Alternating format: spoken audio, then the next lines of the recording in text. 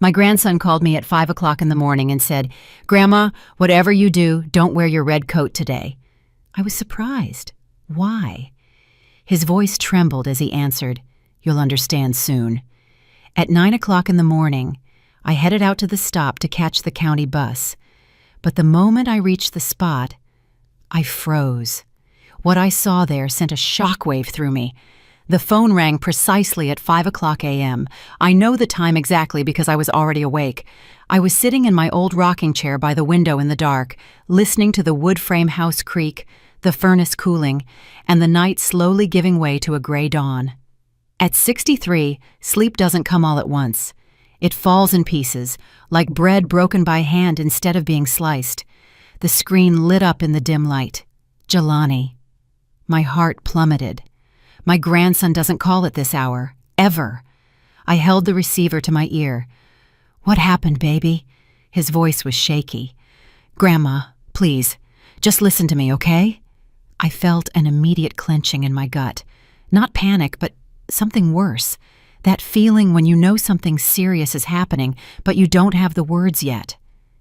"Talk to me," I said softly. "I'm listening."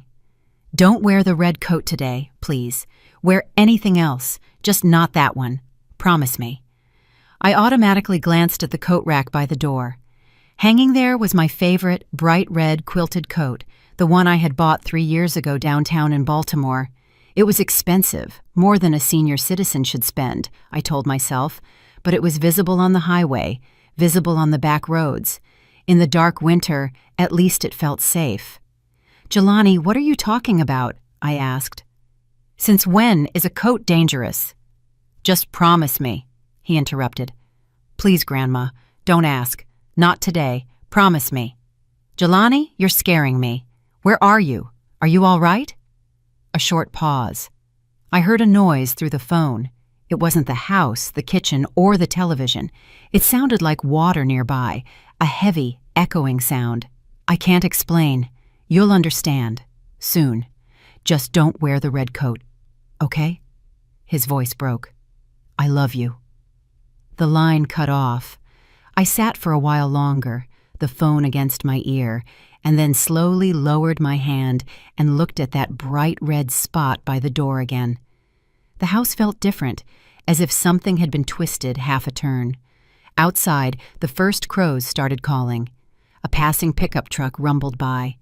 The night gloom was slowly being diluted by gray. I didn't wear the red coat. I pulled out my old brown denim jacket, the one I usually wear when I go out to the yard or the tool shed. The elbows are worn, the zipper catches, but it's familiar. I did exactly what Jelani had said. We, as grandmothers, have this stubborn, instinctual feeling. If a child or grandchild asks something like that, it's not made up. By 9 o'clock, I was out. I walked the familiar dirt path from the house to the state highway. For 5 years, the intercity coach, which runs from our rural community to the county seat, has stopped there at the bend. Tuesdays and Fridays are my routine, the bus at 9:15 a.m. to the farmer's market, the pharmacy, the community clinic, home by dark. I haven't kept a second car since my husband passed. I don't need one. My world is scheduled like clockwork. But that day, the bus wasn't there. From a distance, I saw the flashing lights. 4 cars, red and blue strobes tore at the pale morning. The wind flapped the yellow tape stretched across our shelter at the bus stop, 3 walls of old corrugated iron where we usually sat, discussing the price of sweet potatoes and our blood pressure. I stopped dead in my tracks. A tall man in a uniform walked quickly toward me. "Miss Zora, you can't go any further." He held up his hand. "Sergeant," I whispered, sighing. "What in the world are you doing out here this early?" "Sergeant Malik Adaro, our county police chief, my high school classmate from over 40 years ago. The same squint, just more wrinkles now." "Zora, there won't be a bus today," he said quietly. "No bus?"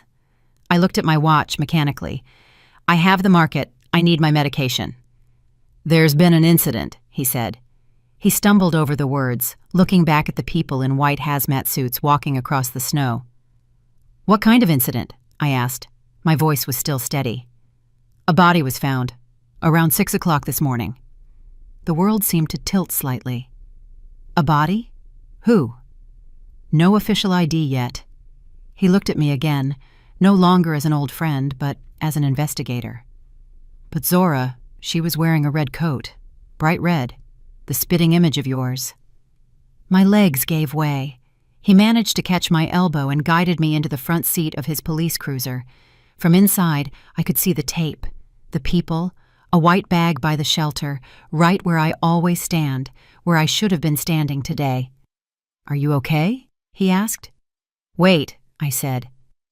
"Malik, Jelani called me at 5 a.m. He told me not to wear the red coat. He said that exactly." Malik's face changed. In an instant, the neighbor's expression became stern, focused. "Repeat that verbatim," he requested. I repeated everything. How the phone lit up, what he asked, how he hung up.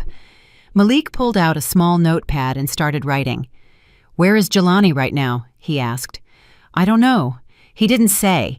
He should be at my son Akono's place in the city, living with him and his wife, Naima. He's going to community college there." And then something pricked me in the chest.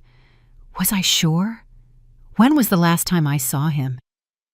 In the same professional tone, Malik continued, "Sunday, we had dinner, like always." I paused. Everything seemed normal, but lately at the dinner table, things had been tense. My son, Akono, had been saying, "Mom, you can't handle things alone. Let's move you to the city. We'll sell the house, buy you a condo closer to us." And Naima would sweetly nod along, unfolding her real estate brochures, showing charts and figures. "It's beneficial. It's sensible. You'll be in the black." I listened and felt it. They weren't talking about me. They were talking about my land, about our home, the one where my late husband Elijah built the walls with his own hands, where Jelani ran barefoot through the grass. "Miss Zora," a woman in a severe blazer approached. Her hair was pulled back, her gaze sharp. "Detective Opal Washington, County Investigation Unit. They told me you have some information." I repeated the story of the phone call. She nodded, asked for Jelani's number and his city address. Like an idiot, I told her everything. They tried to call him right then. Subscriber unavailable. Malik's radio crackled. He turned away to listen. I saw his face darken. "Say that name again," he demanded into the radio. Then he slowly turned back to me. "Zora, the woman has been identified. It's Renata Moreau. She worked at the county records office in the city." He paused. "And they found documents in the pocket of her coat. A deed for your house and land." "What?" I asked very quietly. "An official deed of gift, signed over to Akono and Naima, dated 1 month ago, with your signature. It's already registered." I gripped the car door handle so tightly, my knuckles turned white. "Malik, are you out of your mind?" My voice was muffled, not screamed. "I would never willingly give that away. The house, the garden, everything. Never." "The signature is a very close match," he said cautiously. "The document passed through the county assessment center. Everything is clean on paper." I closed my eyes. Naima's image flashed in my mind. Sunday. She was spreading some papers in front of me right over my greens. "This is insurance, this is the medical card, this is consent form. Sign here and here." I was tired, honestly. I had left my reading glasses inside. "Oh, it's just a formality, Mom." I filled everything else out. Akono was silent next to her, just nodding. I signed. I trusted them. I opened my eyes. They could have gotten a signature sample from some old paper of mine. "Zora." Malik spoke gently but firmly. "We need to sort this out. I'm not accusing you, but we have a body, a woman in a red coat, at your bus stop, a deed for your house in her pocket, and your grandson, who warned you at 5 a.m., is now unreachable. Do you understand how this looks from the outside?" I understood, and it felt colder than the February wind. "What happens next?" I asked. "Next, you come with me to the precinct. You give a proper statement. We'll look for Jelani, and we'll figure out how Renata Moreau got your deed." I was about to get out of the car when I noticed headlights out of the corner of my eye. A dark blue foreign car was parked further down the road, past the line of trees. The engine was running, and exhaust plumed in the cold air. Inside, behind the wheel, was Naima. My daughter-in-law was looking right at us. She wasn't waving or smiling, she was just sitting and watching. Her face was calm, almost empty, and in that calmness was something cold, alien. Then she shifted into drive and quietly pulled away. I watched her go, and suddenly I understood two things very clearly.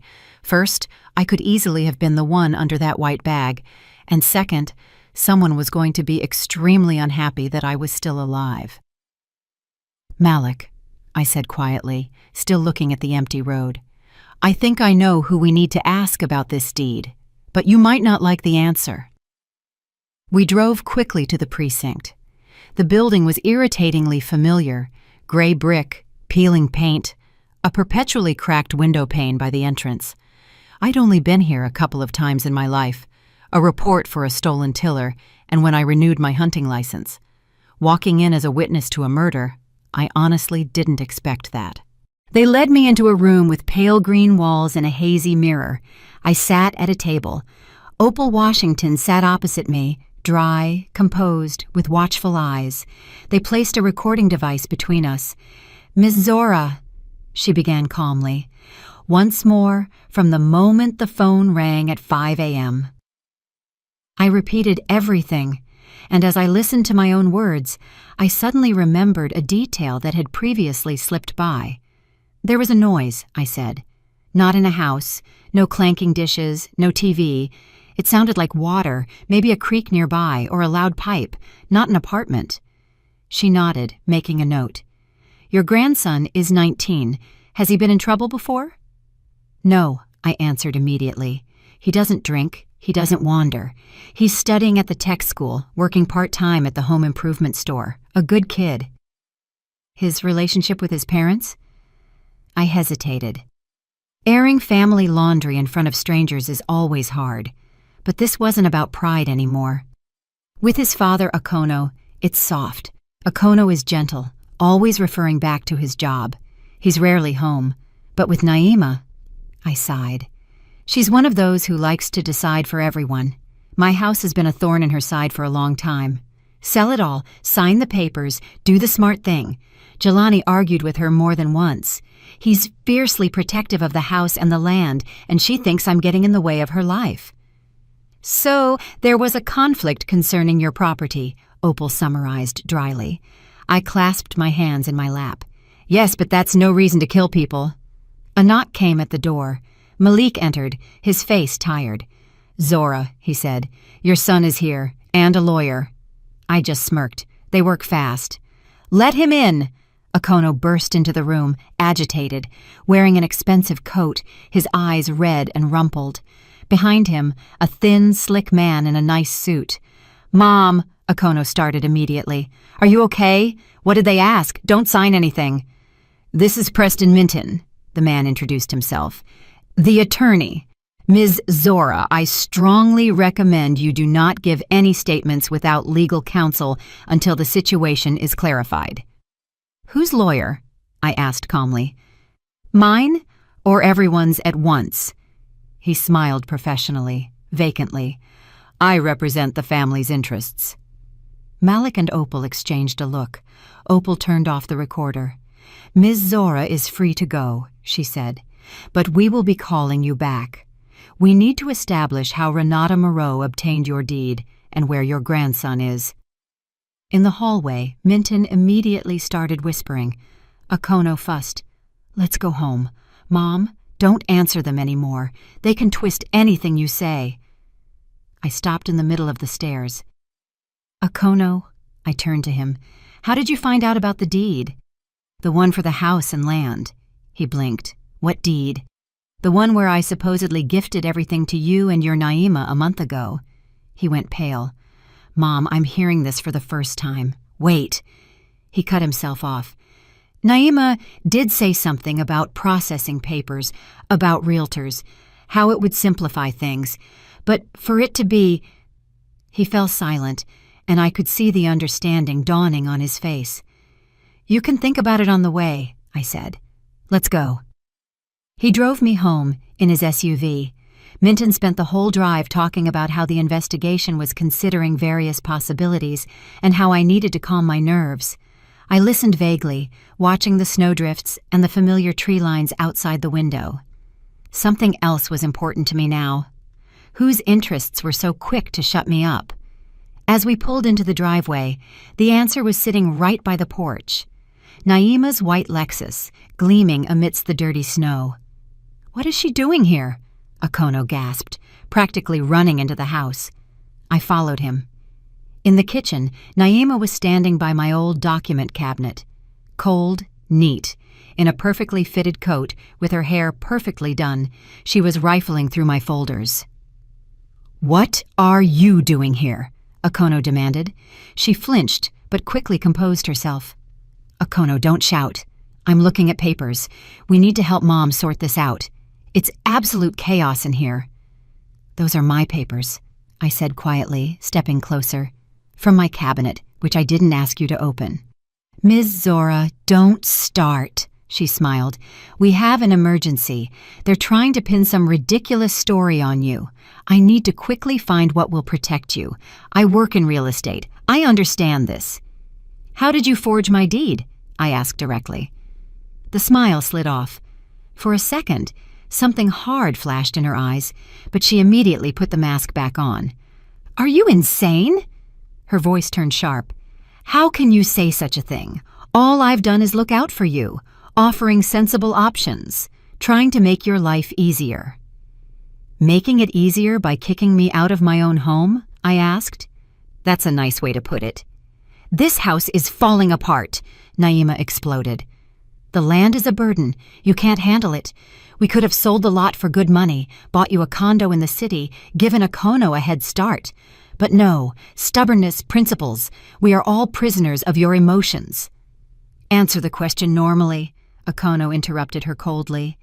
"Did you know about the deed? Did you see it?" "I saw it," she said, lifting her chin. "I was at the records office this morning. I checked. Everything is lawful. The gift deed is processed. The signature is notarized. All the stamps are there. Believe it or not, you signed it yourself. If you don't remember, that's another issue." "How do you know the legality so intimately?" I asked. "Because it's my job, Ms. Zora," she answered dryly. "Unlike you, I read what I sign. And yes, legally, if a document is properly notarized, saying, 'I didn't understand' is not an argument. The court doesn't care." "Get out of my house," I said calmly. "What?" she repeated, as if she hadn't heard me. "Leave the key and get out now." She narrowed her eyes. "This is still my house, by the way. Officially, it's already signed over to Akono and me, even if you weren't aware."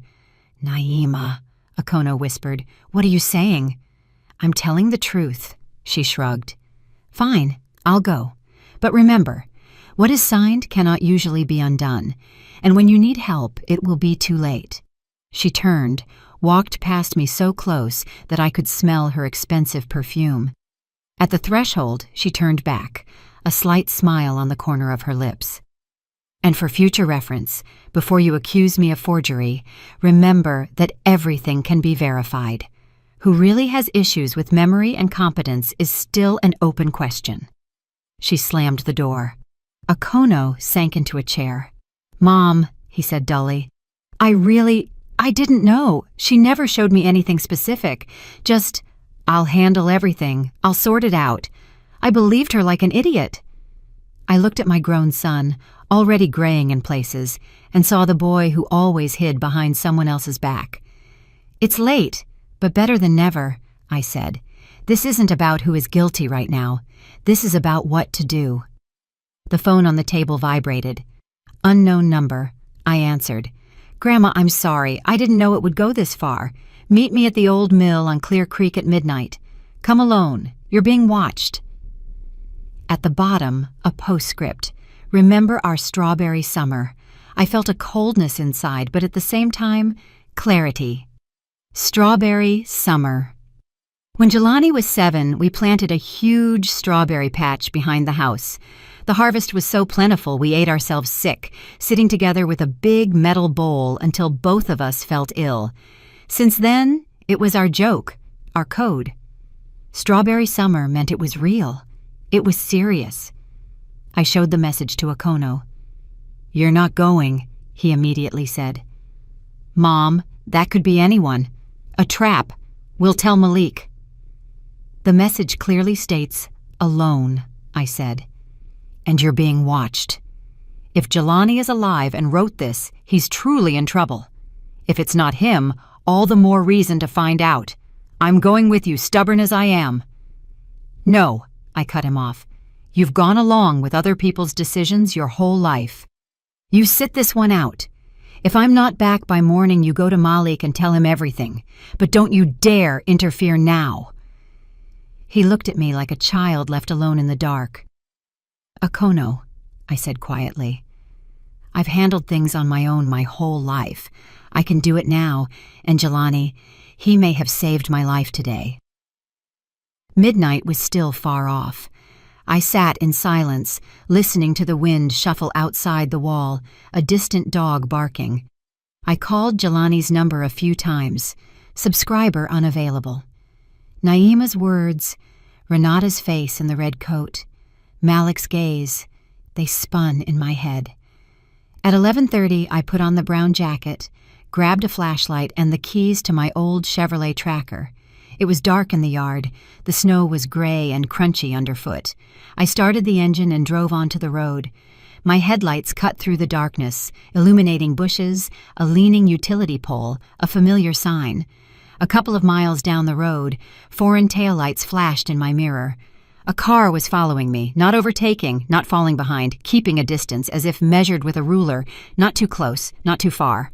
I slowed down. It slowed down. I sped up. It did too. This wasn't some nosy neighbor. This is how people who know what they're doing drive. "You're being watched," I remembered Jelani's text. 10 minutes before the turnoff for the mill, I made a decision. To the right, an old logging road we used to take when Elijah went deer hunting disappeared into the woods. I knew every bend, every pothole. I turned off my lights and swerved abruptly onto the dirt track. The tracker slipped in the ruts, branches scraped the doors. I drove almost blind by memory.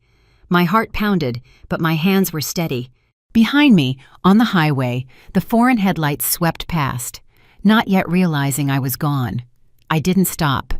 I burst onto the old exit to the secondary road, only then turning on my headlights and looking around. Empty. The Clear Creek Mill. I approached it from the other side, circumventing the main road. It was already 12:15 a.m. The old 4-story behemoth loomed dark above the river. Black gaps for windows, a sagging staircase, snowdrifts up to my knees. The river roared somewhere below, heavy and wintry.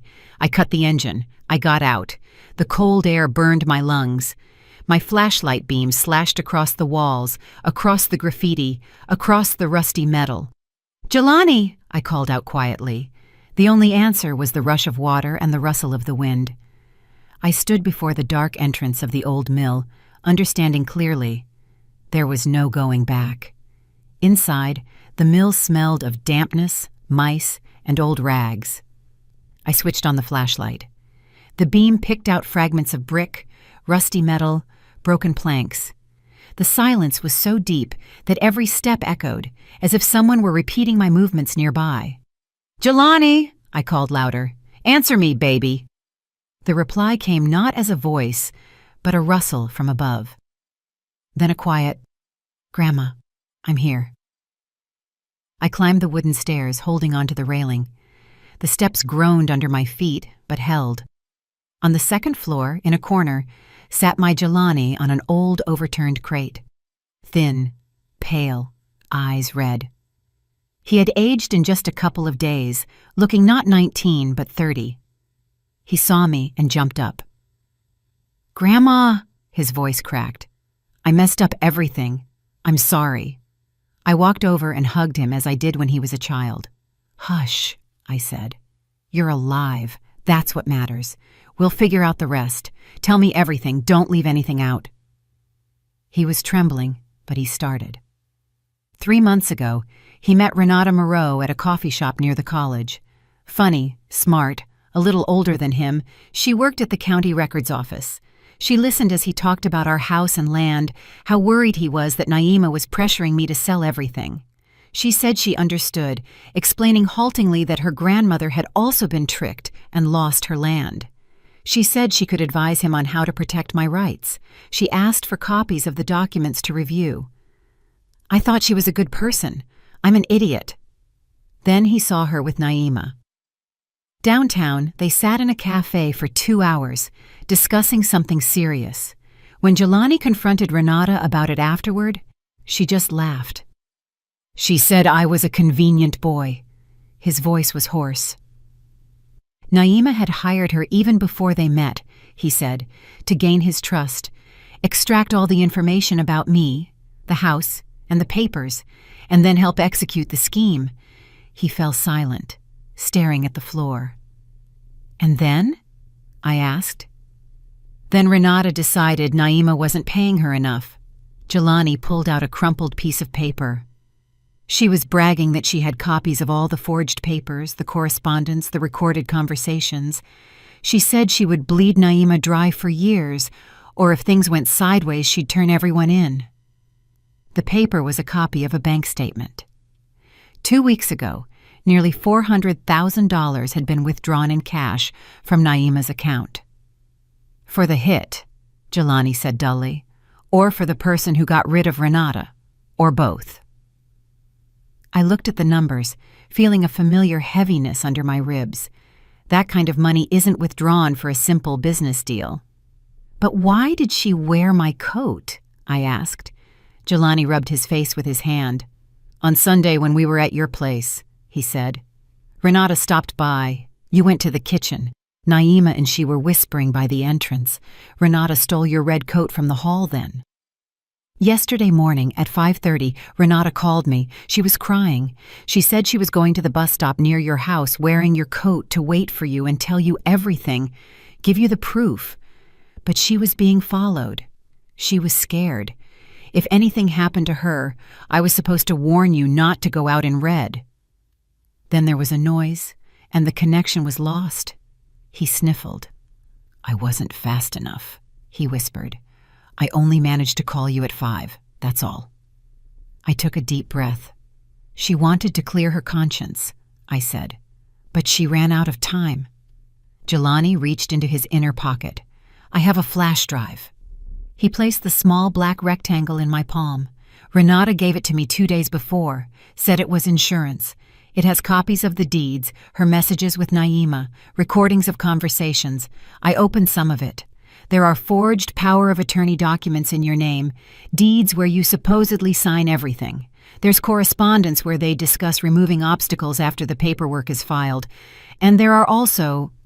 He hesitated. There are letters about our police officer. Which officer? I was immediately wary. Renata wrote that Naima was paying a man from our local department to push through the bogus deeds, turn a blind eye, and clean up the loose ends. She doesn't name the person, only our guy at the department. A chill ran down my spine. There's also a folder, he continued. It's encrypted, and a video that won't open. Renata said, that's the most important part, but I don't have the password. I tried. It's okay. We need to give this to Malik, I said. Let their experts pick it apart. Grandma! Jelani grabbed my hand. It says someone local is bought off. What if it's him? What if we hand it over and the flash drive disappears? I was about to answer, but a door slammed loudly downstairs, then heavy footsteps on the wooden stairs. Not one person, but 2, maybe 3. We simultaneously switched off our flashlights. In the darkness, a faint light spilled into the doorway. A familiar uniform appeared on the threshold. Ms. Zora, a voice said. Don't be afraid. This is Lieutenant Kendall Jenkins. Sergeant Adero asked us to check the old mill. Your son reported you missing. We're looking for you. His eyes darted around. His mouth smiled, but there was no warmth in that smile. Stop right there, I said. Don't come any closer. He took a couple of slow steps forward. Everything's fine. softly. "We're just checking in. We were told you might have come here. Your safety is our priority." Behind him, 2 shadows flickered. I only needed the silhouette to know they weren't your average patrolman. And then Naima stepped out from behind him, without her sleek fur coat and perfect hairdo. Her hair was pulled back, her face bare, wearing a dark jacket and boots. Completely different. Real. "Hello, Ms. Zora," she said calmly. "I asked you not to cause a scene, but you never know how to do things simply." Jelani stepped between us. "Get away from her," he said. "Don't touch her, Jelani." Naima shook her head. "You let us all down, but I kept hoping until the last moment that you wouldn't wade into the mud deeper than necessary." "You killed Renata," he gasped. "Oh," she sighed, as if at a child's foolishness. "I didn't kill anyone. I'm afraid of blood, actually. That's what people who get paid for it are for." She looked at me. But Renata genuinely made a mistake. She confused who was in charge here. Her voice became businesslike. "Let's dispense with the theatrics. Jelani has something that belongs to me, the flash drive, the documents. You quietly hand everything over now. We sign one clear agreement, and you live out your life in the house, like a decent human being. Or you continue playing detective. And then—" She didn't finish, but everything was clear. "And then?" I asked. "Then you're involved in a car accident tonight," Jenkins said calmly. "Slippery road, age, no court would be surprised.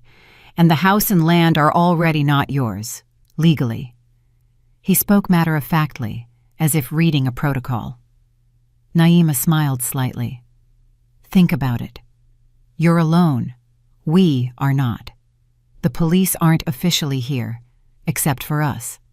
Time, snow, the river nearby. No one would be surprised." I felt Jelani's palm grip mine even harder, and suddenly, everything inside me became very level. "You've made one miscalculation," I said, "and what might that be?" Naima narrowed her eyes. "You think I'm an old fool." I lifted my phone. The screen was glowing, a red dot indicating recording. "I turned it on as soon as you came up," I added. "Everything you've just said is no longer just between us. It's on a cloud backup." Naima flinched. Jenkins took a step forward, his hand sliding smoothly toward his holster. And then the door to the floor burst open from a violent kick. "Hands up, everyone!" roared a familiar voice. Malika Darrow, wearing a ballistic vest, tumbled into the hall. Behind him, 2 men in black with tactical gear. More people followed. Their guns were lowered, but ready. "Jenkins, don't even think about it," Malik said. "Gun on the floor." The lieutenant froze. Then he slowly extended his arm sideways and dropped the weapon. "Sergeant Adaro, this is a misunderstanding," he quickly stammered. "I came out here on your verbal order. I didn't give you any such orders." Malik cut him off. "And yes, we heard everything." He held up his phone. "Ms. Zora is a smart woman. 10 minutes ago, she sent me a voice message. Where she was going, who she was meeting, and what to listen for. We listened. From the threats of the accident onwards, it's all recorded." Naima's face seemed to contort. "You have no right to do this," she began. But one of the tactical officers was already carefully twisting her arms and snapping on handcuffs. "This is an illegal detention," she shrieked. "I'm calling my attorneys." "You can call them from county jail," Malik answered calmly. "Try explaining to them why your police buddy was planning the murder of a witness and why your friend had a forged deed to that very witness's house in her pocket." Jenkins mumbled something about not knowing, that he was just providing security. But he was already being led away. Jelani was shaking. I sat back down on the crate because my legs felt like jelly too. Malik came over and sat beside me, human to human, not official to citizen. "Zora, you're true to form." He smiled wearily. "You could have just told me everything normally." "I did tell you," I reminded him, in the voice message from the parking lot. "I said if I went silent for 30 minutes, drive out here with a team." "You did. He nodded. I appreciate that, though you took a terrifying risk. I placed the flash drive in his palm. Everything Renata collected is here, I said. But Jelani can't open part of it. It's encrypted. We'll handle it, Malik said seriously. Our IT folks will dig into it. If what you're saying is true, this isn't just one bogus deed. This is a big, dirty conspiracy. He held my gaze for a second. And remember, Zora, he added quietly, we got them beautifully tonight. But this isn't over yet. People like Naima have long reach, good lawyers, and a habit of crawling out of any hole. We left the mill just before dawn. The sky was turning purple, the river roared, and flashing lights cut through the darkness. Jelani sat next to me in the tracker, his head down. Grandma, I feel so guilty, he started. Later, I said. The main thing is, you're with me. I started the car and drove home, with a procession of police cars carrying Naima and Jenkins stretching out in the rearview mirror. I honestly thought then that the worst was over, but within 24 hours I understood. The war had only just begun. I returned home around sunrise, as if I'd been through a whole war, not just a night. The house was quiet. The furnace had cooled down. The lamp above the table was dimly lit, as if it too was exhausted from the events. Jelani sat on a stool by the window, his face buried in his hands. Akono arrived half an hour later. Ruffled, pale, he'd rushed over so fast he hadn't even taken off his jacket. Mom, he choked out. Malik called me. He said they took you. That Naima. That all of this. They took her, I said. And not just her. He slumped onto a chair. I can't believe it. I lived with that woman for 20 years. How could I not see? I brushed it off. The important thing is, we're alive. You, me, Jelani, that's a lot. I even allowed myself to think, well, the worst is behind us. As usual, I was wrong too soon. Malik arrived at noon, quietly, not in uniform, wearing his old parka. He sat at the table, cupping his mug of coffee with his hands. Zora, he began directly, without preamble. Our guys quickly checked the flash drive. What opens is good stuff. Correspondence between Naima and Renata, hints of forged documents, conversations about removing obstacles after the paperwork is finalized. There are recordings where your deed is discussed as a done deal. There are mentions of our guys. This hits Jenkins hard. But, I asked, because I saw the but in his eyes. But the main folder is encrypted. He set down the mug. The encryption is serious. Not a kid's password, not a birthday. Our IT specialists were honest. It's not a one-day job. It could take months. Maybe they won't crack it at all. I was silent. Is what we have not enough? For fraud, forgery of powers of attorney, and abuse of office, more than enough, he said. For murder, it's circumstantial for now. Naima is denying everything. She had already claimed that Renata was blackmailing her, that she was afraid and looking for help. Her lawyers are sharp. They're pushing the line that she's the victim. And Jenkins? He openly threatened me. Jenkins is already singing, Malik smiled wearily. He sold out Renata and Naima over the bogus deed and the bribes, but he's dodging the murder charge. I was only responsible for the papers. I didn't know about the rest. He's stalling. There's a chance to pressure him, but again, we need more than just your phone and my recordings. I looked at him. Are you saying she'll get away with it? I'm saying, he answered seriously, that it's too early to relax. And second, the court decided on her bail today. Her people already posted the bond. Naima will be free in a couple of hours. Under supervision, but free. A cold feeling spread through my hands. She threatened me, I reminded him. I filed for protection, he said. We'll put a patrol car at the turnoff to your house. A restraining order too, but you understand that someone with those connections and that kind of money likes to play the long game. As soon as he left, the phone rang again. Unknown city number. Ms. Zora, a cold female voice said. This is attorney Tiana Vance. I represent the interests of Naima Famasi. I'm listening, I said. I'm informing you that my client will be released shortly. She considers all accusations unfounded. She was a victim of manipulation by the deceased Moreau and unscrupulous employees. The voice didn't waver. Furthermore, we are preparing a civil lawsuit against you for slander, defamation, and causing emotional distress. The claim is for $30 million. You've lost your mind, I said calmly. Let them sue. The court will sort it out. It will sort it out, she readily agreed. And what's more, a petition has already been filed with the court to review your mental competency. Due to your age, health status, and unusual behavior over the past few days, we are petitioning for a medical evaluation and the appointment of a temporary guardian. Naima Famasi is being considered as the closest relative, who already holds power of attorney to manage your affairs. What power of attorney? I asked. A general one, signed by you 3 months ago, she said, with slight emphasis. Notarized. I didn't sign anything like that. Your signature is on the document, the lawyer said coldly. The rest is a matter for the experts. Prepare yourself, Ms. Zora. You'll be contacted. Have a good day. She disconnected. I stood in the middle of the kitchen, listening to the silence, and understood. Naima wasn't just after the land. She had decided to erase me as a person, declare me incompetent, take guardianship, and sell everything legally.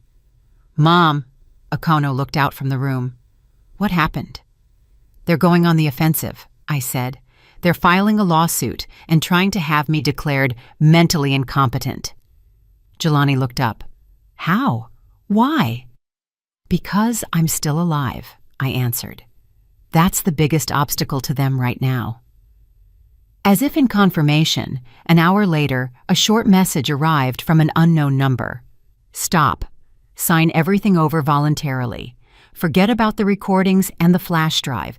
You'll live out your days peacefully in the house. Go any further, and you'll lose everything, including those you love. 24 hours. I showed the text message to Okono and Jelani. They both turned pale. This is outright intimidation, Okono whispered. We need to go to Malik immediately. We have to go, Jelani agreed. This isn't a game anymore. We will go, I agreed, but not with shouting. I sat down at the table, poured myself some coffee, took a sip, and looked out the window at our shed, the garden, and the snow-covered strawberry patch. Naima was seriously banking on me getting scared and signing whatever she wanted, that I'd be more afraid of the evaluations in court than losing my home. Grandma, Jelani said quietly, what if she really did clean everything up? What if she has access to those encrypted files from Renata? What if the flash drive we have is empty? He had voiced what I'd been thinking all morning. If Naima has her own IT experts, if she managed to retrieve the real storage device from the recovered evidence, if what we have is just a decoy, then, I said, we find another way, not just the flash drive. What way? Okono sat opposite me. Mom, she has the best lawyers. They'll bury us. You see how fast they're moving. I looked at my son, then my grandson. We stopped playing by her rules, I said. She's used to old people being silent, trusting the papers, and being afraid of offices. I won't be silent. What are you going to do? Jelani asked. I set down the cup. For starters, I answered, I'm going to remember everything Renata might have hidden outside of a computer. I didn't know where to look yet, but I understood one thing. If Naima gave us exactly 24 hours to capitulate, there was a location, a document, a truth she was still afraid of, and we had to find that place before her people got there first. I don't like being cornered, especially at my age. When you've lived over 60 years, buried loved ones, built things, survived the financial crisis, debt, and illness, the last thing you want is to hear that you're no longer competent. The three of us sat in the kitchen. The coffee was getting cold, the clock ticked, and the patrol car stood at the bend like a reminder. You're no longer just a grandma with a garden. You're a player in someone else's game. This is what we'll do, I said. Naima thinks she has everything under control. The the documents, the lawyers, the evaluations, but there's one thing people like her always underestimate. What? Jelani asked. The trail, I answered. It always leaves marks, especially where people have been gorging themselves for a long time. Jelani pulled his laptop toward him. His fingers were trembling but working fast. What do I look for? He asked. Summit, I said. Her company. Summit Real Estate or Summit Invest, whatever she called it. I reached for the stack of glossy brochures she had once pushed on me. Here, Summit Agency, Individual Transaction Support, Assistance for Elderly Homeowners During Relocation. Sounds beautiful. I'll search open databases, Jelani said. Transactions in the county over the last couple of years, especially with lots and houses where the owners were elderly. While he typed, Okono paced from the window to the door like an animal in a cage. Mom, he couldn't hold it in. I'm such a fool. So many years by her side and I saw nothing. She presented it all as care to me. It'll be easier for Mom. We'll sign it over to us and we'll help. And all along, stop, I said calmly. This isn't the time to chew yourself out. You're alive and standing right here. That's great. Now help. Stop whining. He fell silent, sat down, and locked his hands together. About 20 minutes later, Jelani looked up. Found something, he said quietly. 11 transactions in the last 18 months, mostly houses and lots around the county seat, and in the neighboring county. Almost all the sellers were elderly, 70 and up. And what? I asked. And this, he said, staring at the screen. At least 4 of them died within 6 months of the sale. 2 car accidents, 1 fall down the stairs, 1 heart attack. The silence became heavier. Okono gasped. It can't be. It can be, I said. To Naima, death is just a tool. The papers are clean, the doctors wrote what they wrote, the children are busy, the neighbors don't care. It's only a coincidence so far, Jelani tried to remain rational. But it's too big of a coincidence. We need to tell Malik, Okono said, already reaching for his phone. We will, I nodded. But first, let's gather it into a single folder. Not a feeling, but a list. Jelani printed the tables and stapled them to Naima's brochures. I called Malik. Zora, I'm in interrogations. Make it quick, he answered wearily. It won't be quick, I said. You don't just have my house, you have a pattern. 11 elderly people, Summit, similar deaths. Jelani found everything. I'm not making this up. He was silent. Email it to the department inbox, he said. And here's another thing. Tomorrow at 2 p.m. is the hearing about your competency. Naima and her lawyers rushed it. Judge Marcus Hill. Remember him? Not personally. I know the name. A fair man, but he'll go by the book, based on the papers. I'll try to get you a quick meeting with him before the hearing. 10 to 15 minutes, no guarantees. Get it, I said. I'll handle the rest. What are you planning now? He asked. It's legal, Malik, I answered. For now. An hour later, he called back. He'll see you at 1 o'clock, he said. In his chambers. Officially. Zora, don't have a meltdown or put on a show. Calmly, stick to the facts. I'm too old for meltdowns, I said. Thank you. While we were talking, Jelani hadn't stopped working. Grandma, there's one more thing, he said. I dug deeper into Summit and its associated firms. I found the final beneficiary. Naima, yes, but not alone. Of course, I sighed. She needed a brain and a cover. Jelani turned the screen toward me. The co-owner, Preston Minton, attorney. I recognized the name before I even finished reading it. Our family lawyer, Okono said dully, clenching his fists. The one who was so concerned about Mom at the precinct today. He's been with them from the beginning, Jelani said quietly. His firm handled almost all of Summit's big deals. He filed the paperwork, consulted, covered up. And today, he came not to defend you, but to see what you would say. I felt a strange sense of calm. Not surprise, but confirmation. Perfect, I said. Now we know both their faces. We had just started discussing how to organize everything in a folder for the judge when the phone rang again. Unknown number. I put it on speakerphone. I'm listening, Zora, a soft, overly controlled voice said. It's Naima. You're fast, I said. The handcuffs haven't even cooled off yet. She chuckled. Don't worry, they were only on briefly. The investigation is mistaken. The court will sort it out. I'm calling you human to offer a final chance. That's interesting, I said. Go on. Tomorrow is the hearing about your competency, she began smoothly. We have the gift deed, the power of attorney, doctor's assessments, and witness statements about your unstable behavior. She emphasized the word. My lawyers are confident the court will rule in my favor, which means I become your legal representative. And then, well, you understand. You'll sell the house, the land, everything you can, I prompted, and send me to a facility for observation. I will ensure you receive dignified care, she said coldly. But at this stage, I propose peace. You withdraw all claims, stop saying unnecessary things. You confirm in court that you signed the papers voluntarily, but that you are tired of the scandal. I'll arrange a room for you in a good assisted living facility. You live peacefully. Jelani can go to school, and everyone is safe. And if not?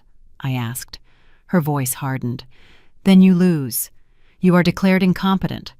I become the guardian. The house is sold legally, and you will no longer have the right to speak.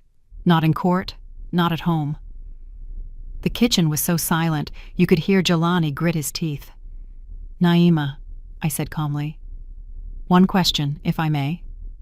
Of course. Did Renata scream when she died? A pause.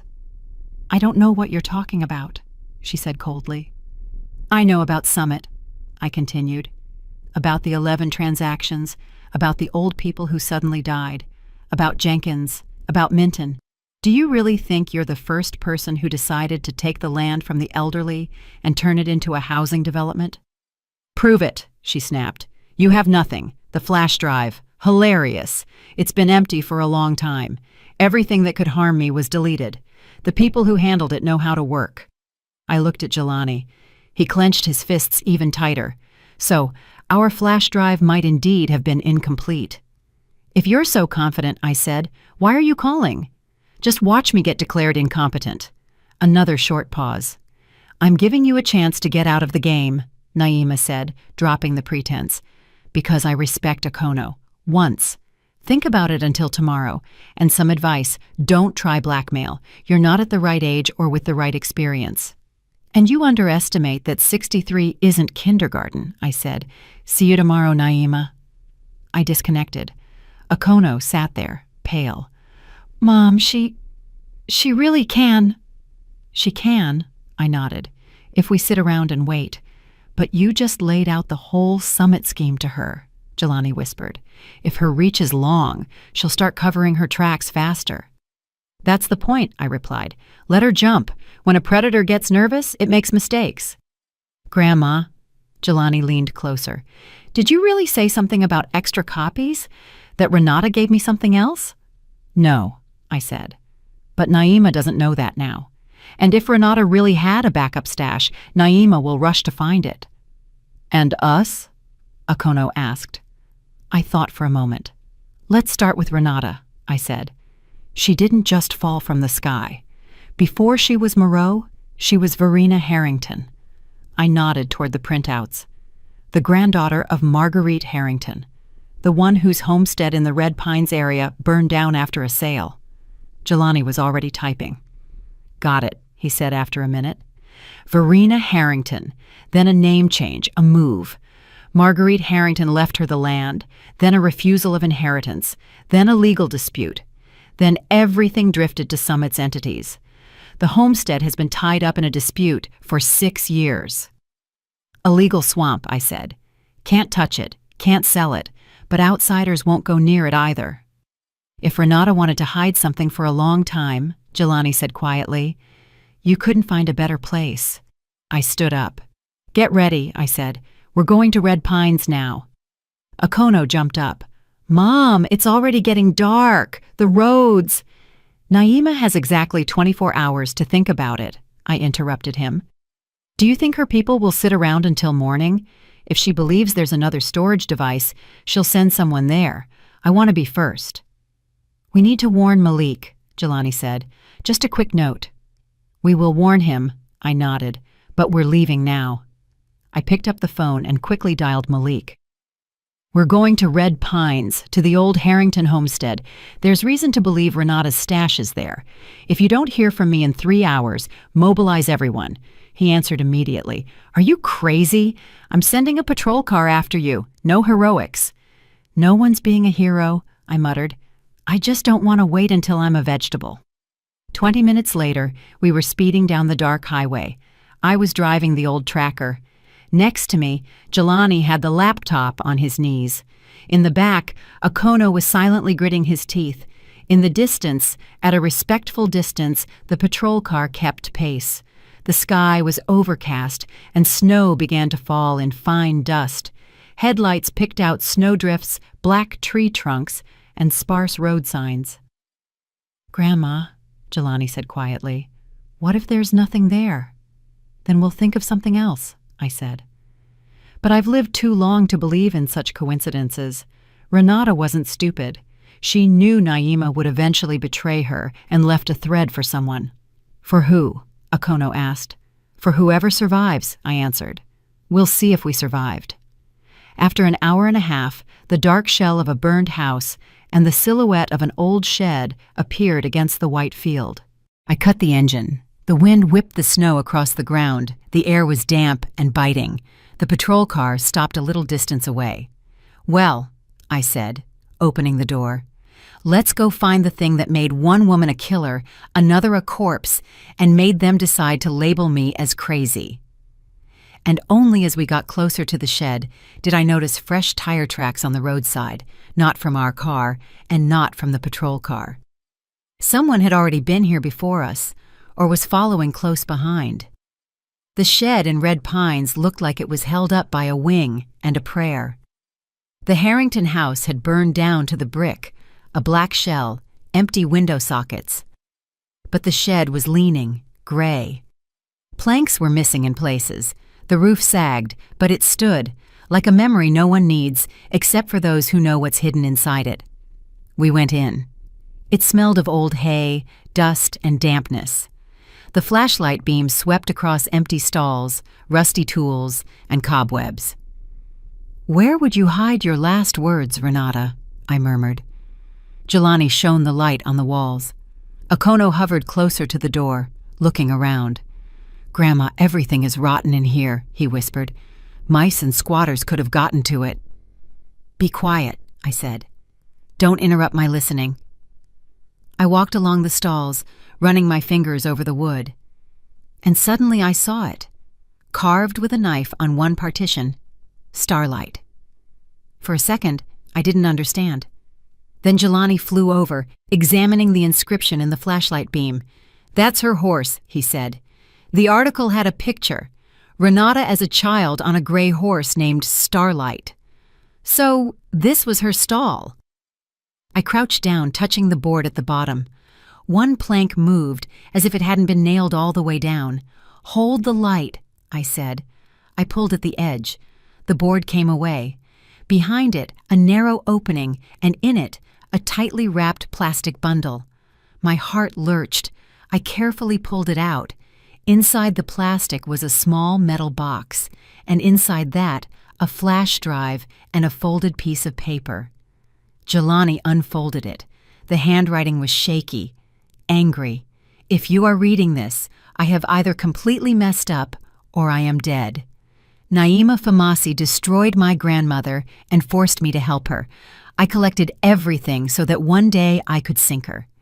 Here are the originals, recordings, deeds, money transfers, the scheme of payments, the real names. The password is Starlight9997. Don't believe any document she presents. Use this, or she will continue. Signed, Verena Harrington. Jelani stared at the flash drive as if it were a hand grenade. This is it, he whispered. It's all here. If it's real, it's real, I said. It has pain and anger in it. That's not something you fake for a game. The sound of an engine drifted in from outside. Not just one, several. We exchanged glances. "Back," I said quietly. "Into the shadows." We retreated to the back of the shed. Through the cracks in the planks, we could see 3 cars pulling into the yard. One was Naima's familiar white Lexus, the second, a black sedan, the third, a van. The headlights went out, doors slammed. The wind carried their voices. I managed to shove the flash drive into my inner pocket and snap the small box shut. Naima appeared in the doorway of the shed. The mask of concern was gone. Her face was hard, her eyes cold. Next to her was Preston Minton, as neat as if he were in his office, but without his smile. Behind them were 2 broad-shouldered men. I'd only seen guys like them in the news, not hunters, not farmers. "Mrs. Zora," Naima's voice cut through the cold air. "You're getting ahead of yourself. This is private property. You are currently engaged in theft and trespassing." I stepped forward. No sense in hiding now. "This is the Harrington family property," I said. "Your private property is still tied up in court, and what are you doing here?" "I am the executor of the will," she answered clearly. "Everything is legal, and this is the second time you've broken into a place you weren't invited to, and the second time you've provoked a dangerous situation. That looks very bad for your reputation before tomorrow's hearing." Minton nodded, as if confirming a legal reference. "Let's put it this way," he said softly, in his familiar lawyer's voice. "You have a certain storage device. We offer to resolve this civilly. You hand over everything you found and stop this charade. In return, we guarantee you a peaceful life." "A peaceful life," I scoffed, "in a locked ward." "Don't exaggerate," he said wearily. "You are not in a position to negotiate." Jelani stepped forward, but I held him back with my hand. "What we found here," I said, "does not belong to you. These are the words of your Renata, the woman you used, and judging by how quickly you rushed out here, you are very afraid that those words will be seen by the wrong eyes." Naima smiled. "You overestimate yourself," she said. "And the flash drives. All the truly dangerous information has been under control for a long time. What you are holding is garbage, but what you are doing is a crime. I'm giving you one last chance. Hand it over, and we'll go our separate ways." The 2 broad-shouldered men took a step closer. The patrol car was not visible outside the fence. I noticed it and set the panic aside. "Just one thing," I said. "Do you still think I'm an old woman who doesn't know how to use a phone?" I pulled out my mobile, turning the screen toward them. The red bar was visible, broadcasting in progress. "I turned on the live stream as soon as you arrived," I said. "Everything you are saying is already being listened to at the precinct, at the county office, and at a couple of news desks, plus a copy on the cloud. So, if you take one step closer to me right now, it will look very good in court." The corner of Naima's mouth twitched. Minton spun around at a sound. Somewhere far away, sirens wailed. "Are you bluffing?" he hissed. "You'll check for yourselves in a couple of minutes," I replied. One of the goons stepped forward, but Naima raised her hand. "Stop!" She looked at me with such hatred that anyone else's legs would have buckled. "I'm tired of her stares. You don't understand who you're messing with," she said quietly. "You are destroying a business we worked on for years. The people involved with us will not forgive you for this." "The people involved with you," I said calmly, "will soon be deciding who gets the top bunk in prison." The sirens were closer now. Several cars simultaneously burst into the yard, flashing lights, black tactical vests, shouting. "Freeze, everyone!" Malik's voice. "Don't move!" One of the officers blocked the exit. Others instantly spread out across the perimeter. Everything was executed like a movie, only colder and quieter. "Naima Fomasi," Malik said loudly, stepping forward. "You are under arrest on suspicion of organizing major fraud schemes, forgery of documents, and attempted witness intimidation. We'll add the rest as we go." "You have no right!" Minton exploded. "This is illegal. We have warrants, documents." "You can show the warrants in your cell," Malik cut him off. "We have audio recordings of your threats and witness testimony." And as I see it, you drove yourselves right to the spot where one of your key witnesses from a past case died. Coincidences happen, but not this often." They snapped handcuffs on Naima. She flinched, tried to twist free, but they calmly took her arms. For a second, her gaze met mine. There was no hysteria, only cold calculation, frantically flipping through options. "This is not the end," she said quietly. "You don't understand how these things work." "I understand perfectly well," I replied. "And now those higher up than you will understand, too." Malik came up to us. "Zora, the flash drive you found here," he said, "and the note, officially, through the protocol." I took out the box and handed it to him. Jelani stood tall next to me, as if shedding some of his guilt. "There's a password on it," he said. "She wrote it herself. It's not our guess." "All the better," Malik nodded briefly. "If everything is confirmed, these aren't just the words of an elderly woman. It's a confession from the inside." The police were putting the detainees into cars. The patrol that was supposed to cover us arrived only after the fact, breathless and apologetic. Malik just waved his hand.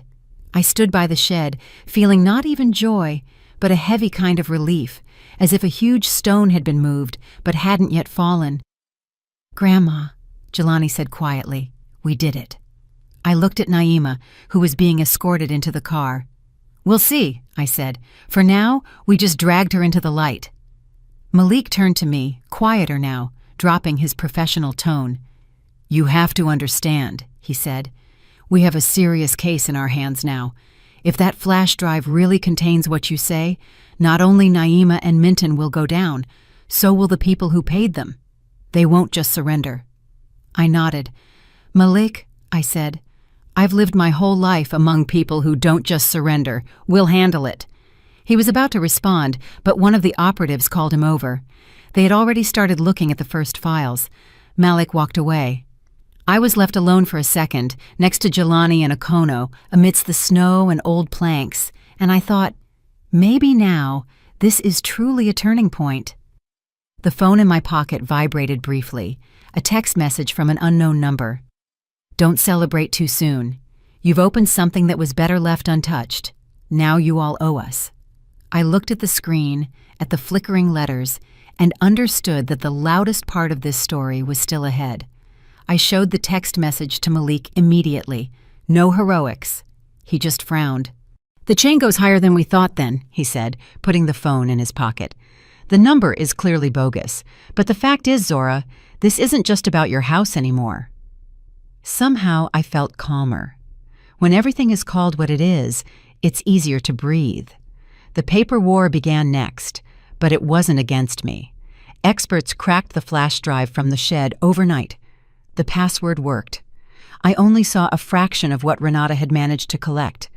Recordings of conversations with Naima and Minton, numbers, schemes, lists of people who received payoffs, scans of bogus powers of attorney with forged signatures, financial transactions through shell companies, and the main evidence, a video. In one of the files, Renata had recorded Naima with a hidden camera. She was calmly talking about how the elderly would die soon anyway, how the land shouldn't be wasted on those who no longer understand what they own. It also contained details about Marguerite Harrington's story, the fire, and hints about a solved problem through a contact inspector. Yes, Renata herself was part of the scheme, but she had also left a trail of breadcrumbs, so that one day those same crumbs would flood everyone. The county investigation unit officially took over. People in suits, tactical teams, and security experts rotated through my house. Naima, Minton, Jenkins, and a couple of other names were charged with new felonies. Bail was no longer an option. The calls from Naima's lawyers became less frequent and more cautious, and then ceased entirely. The case about my mental competency, which Naima had so vigorously launched, slammed shut. The day after we returned from Red Pines, Judge Hill himself called. His voice was dry, official. "Mrs. Zora, I have reviewed the new materials," he said. "The petition for your incompetency has been withdrawn by the petitioner's representatives. Given the clear signs of abuse, I see no grounds for such measures from my side." In plain language, Naima tried to brand me as crazy, and in the end, she was the one facing criminal charges. I thanked him without bowing low. Just thank you for looking at the facts, not the age. But that didn't mean my heart was light. Okono filed for divorce himself, without any prompting from me. We sat at the same kitchen table where Naima had recently spread her beneficial proposals. Okono held the papers in his hands. "Mom, I signed all of this," he said. "Not the bogus ones, but the real divorce papers. I can't be near her anymore, not after what came out." He spoke calmly, but his hands were shaking. "I lived with a person for 20 years who was killing old people for land," he whispered. "I brought her into your house, seated her at your table, allowed her to push you towards these deals, and I stayed silent." "You didn't know," I said. "I should have," he insisted. "You felt it, and I said you were being dramatic. I chose her, not you." I sighed. "Okono, everyone has their foolishness. You've already paid for yours. Now live in a way that your son can rely on you. Stop apologizing. Start fixing." He nodded. His eyes were moist, but for the first time in a long time, they held a living resolve, not resignation. Jelani was slower to recover. He moved in with me almost immediately. He temporarily dropped out of college and quit his job. During the day, he helped with chores. In the evening, he sat staring into space. One day, while we were sorting through the old shed, he broke down. "Grandma, I still feel like an idiot." "Why?" I asked. "I loved her," he said quietly. "Renata, the person who turned out not to exist. I believed every word. I gave her the documents, showed her your papers. I handed them everything myself. If I hadn't done that, she wouldn't have been so fast." "Stop," I said, sitting down next to him. "You were a boy, and you were facing a trained predator. You chose to trust. She chose to exploit. That is her crime, not yours. But without me, they wouldn't have had half the information." "But you turned back later," I reminded him. "You saw her whispering with Naima. You became suspicious. You got the flash drive. You called me at 5 a.m. I have a house and a life right now because you didn't stay silent then." He was silent for a long time. "Sometimes I miss her," he confessed. "Not the real one, but the one she pretended to be." "That's normal," I replied. "You can grieve for an illusion. Just don't stay there for too long." He nodded, burying his face in my shoulder like he did as a child. I stroked his head and thought that some wounds are healed not by the court, but by time. I persuaded him to see a counselor at the county seat. Not because he was broken, but because too much had been piled on him. He resisted at first, but then he went. He came back quiet, but his gaze was a little clearer. The investigation widened. On the news, they called it the largest real estate fraud and elderly murder scheme in the region in recent years. I turned it off without listening further. I already knew the names. Besides Naima, Minton, and Jenkins, they brought in 2 more officials, 1 registrar, 1 appraiser, and a couple of small, dummy directors. Just like in that text message, "Now you all owe us." They weren't referring to me, but to those at the top of the pyramid. I was treated as a key witness. On one hand, respectfully. On the other, I knew I was now a thorn in many people's sides, simply because I survived and didn't shut up. One of the most difficult encounters happened at the county court during a hearing for reparations, as they called it, for the victims' families. A woman in her 50s approached me, wearing a severe jacket, but with kind eyes. "Ms. Zora?" she asked. "Yes," I nodded. "I'm Katrina," she said, "Marguerite Harrington's niece, Verena's aunt." I sighed. "I'm sorry for your loss," I said honestly. "For both of them." Katrina nodded.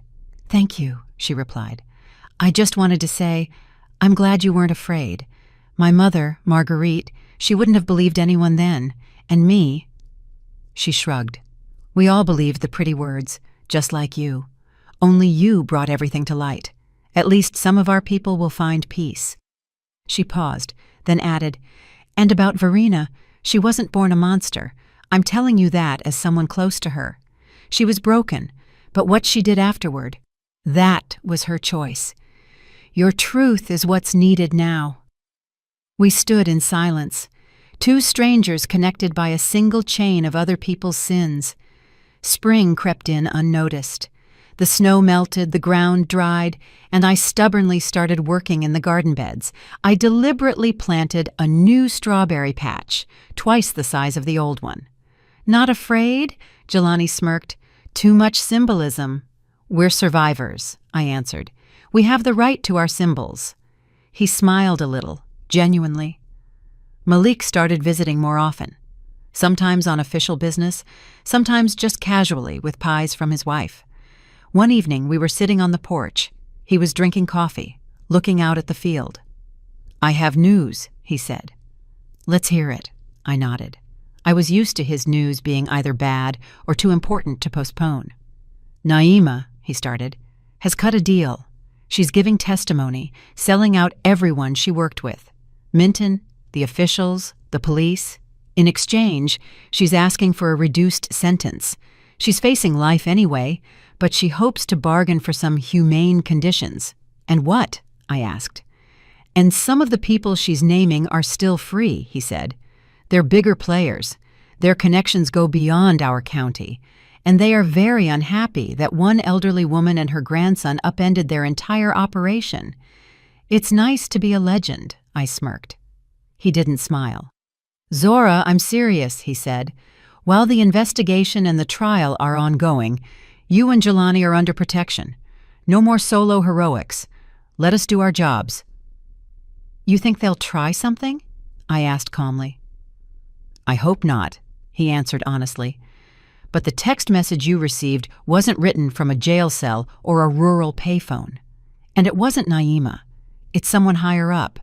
People like that have a simple logic. Eliminate the source of the problem." The wind rustled the old porch planks. In the distance, a patrol car's headlights swept by. I took a sip of my coffee. "So while Naima is selling everyone out, Jelani and I are sitting ducks in the yard," I summarized. "Appealing." "I won't let anyone hurt you," Malik said firmly. "But you have to understand, the stakes have been raised." I nodded. "I understand." He left, leaving behind silence and the blinking light of the patrol car at the bend. Jelani came out onto the porch, sat next to me, covered himself with his jacket. "What did he say?" he asked. "That we're officially getting in someone's way now," I replied. "And we're going to be guarded." "Doesn't sound very reassuring." "At least it's honest," I said. "So we live. If we're bothering someone this much, it means it wasn't for nothing." He smirked, but his eyes were tense. In the twilight, our house looked like a small island of light in the darkness. The field around us was open. The road, easily visible. The patrol car, just one vehicle. And somewhere out there in the darkness were people whose names I didn't yet know, but who were very upset that one old woman wasn't afraid to lift her head. I didn't turn off the lights for a long time that night. I listened to the floorboards creak, the wind rustle outside the window, and the occasional cars passing on the highway, and I caught myself thinking we had already survived the worst, or maybe the main challenge was still ahead. It all ended not with fireworks or applause, but with papers, waiting in hallways, endless signatures, and weariness in my bones. 6 months after the mill in Red Pines, Naima was convicted. No pretty legal jargon. Murder, conspiracy, major fraud, forgery, witness intimidation, organized crime. Life sentence. Not because she was a villain from a TV show, but because the evidence was too plentiful and too varied. The flash drives, the recordings, the money, the people she so confidently considered her own. Once they realized she couldn't be saved, everyone started talking for themselves. Minton received a substantial sentence, a serious one, without any chance of probation. Jenkins and a couple of other corrupt officers also went to prison. Some officials managed to wriggle free. A few avoided real time due to health reasons. That's life. Perfectly just endings don't happen. In the verdict, I was listed boringly, victim and witness. The decision regarding the house was separate. All the forged deeds, powers of attorney, and wills were declared invalid. The title registration was returned to my name. No gifts, no conditions. Just as it should have been from the start. Summit was dismantled, the shell companies were seized, and the assets were liquidated. The families of the deceased were paid compensation.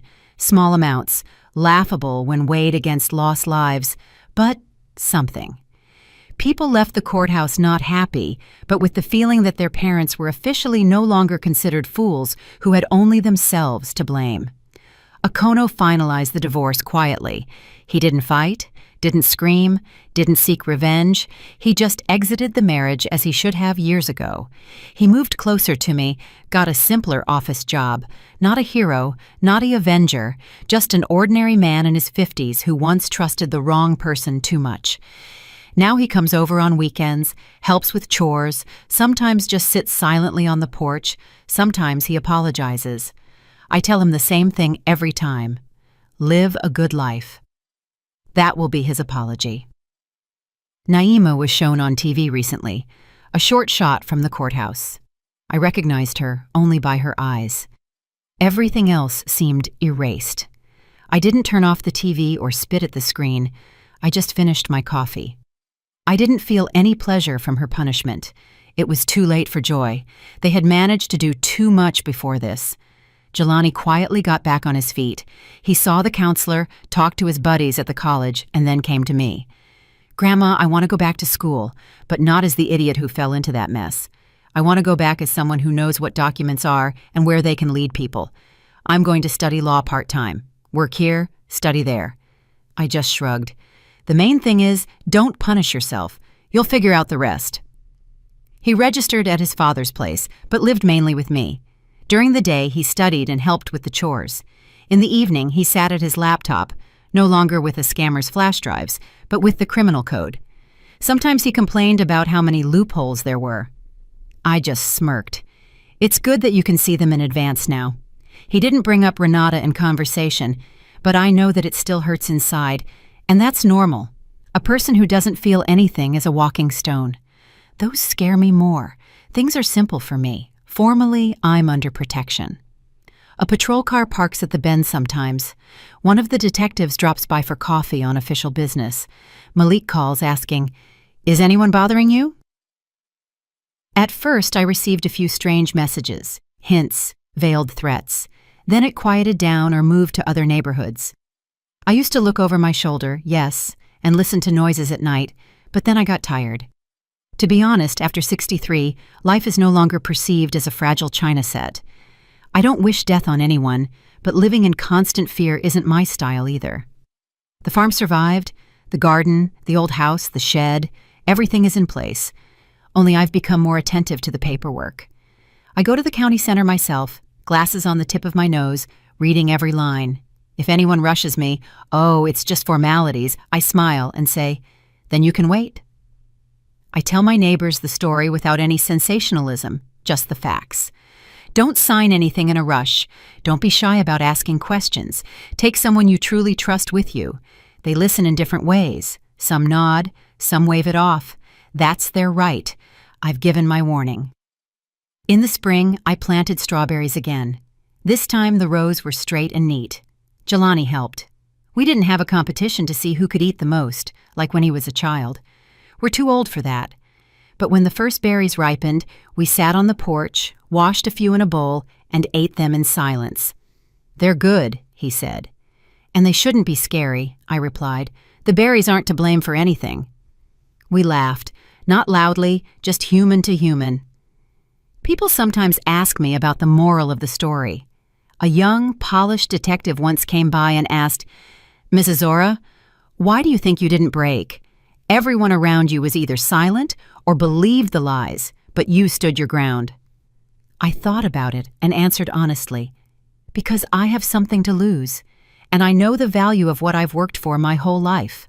A home is made not of brick, but of people and memory. And because too many times in my life people have assumed I was stupider than I am, I got tired of it. It's not about being a hero, it's about the habit of fighting for what's mine." I didn't become an internet celebrity after all this. I didn't run for office. I didn't start a foundation. I live quietly. I wake up early, light the furnace, grumble about prices, make jam, and go to the county seat on a schedule I know without looking at a clock. The only difference is that now when someone starts talking to me with that condescending tone, "Oh, at your age," I look them calmly in the eye. And if I see even a shadow of Naima's tactics there, I very politely send them on their way.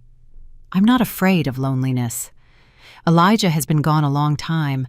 Friends have either moved away or passed on. I have a couple of neighbors left, my son, my grandson, and my home, a home where the walls remember me young, not just the woman I am today.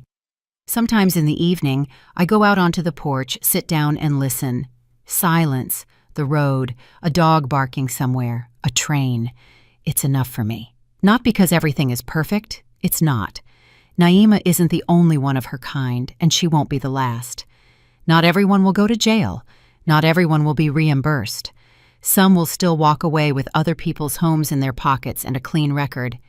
But I kept my patch of earth. I fought my battle. I can't fight everyone else's battles for them. I'm too old for that, and it's not my obligation. If I had to summarize, my conclusion is one thing. At our age, it's very convenient for people to think of us as soft targets. But many of us have skin tougher than your armor. We've survived more than you've had time to dream up. And if you corner us, we know how to do more than just cry. We know how to count, how to remember, and how to speak up. I simply didn't stay silent that one time. The rest was handled by those whose job it is. That summer, the strawberries ripened profusely. Jelani came back after finals. Akono arrived with a bag of groceries. We sat at the table, the three of us, eating berries with sugar. No one made toasts to justice or victory. Akono just said quietly, "Mom, thank you for being you." I shrugged. "I just kept you from being homeless," I replied. "I live my life the way I live it." And that, perhaps, is my new beginning. No movie-style happy ending, just the life they tried to take and I held on to. And that is enough. Did you like the story, and which city are you listening from? Let's meet in the comments. If you like the story, you can support me by sending a super thanks so I can keep bringing more stories like this. Thank you so much for your sweet support. I'm looking forward to your comments on the story. On the screen, you can see 2 new life stories that I highly recommend. There's so much more on my channel. Don't forget to subscribe. See you in the next life story with love and respect.